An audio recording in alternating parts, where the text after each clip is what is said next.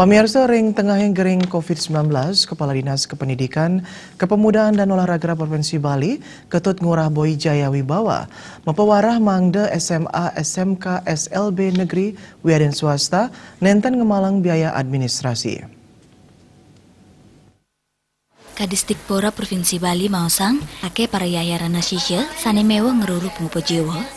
Buni kengawinang, yening sekolah ngemalang biaya administrasi sekolah, nenten patut kemargiang ring tengahin pandemi COVID-19.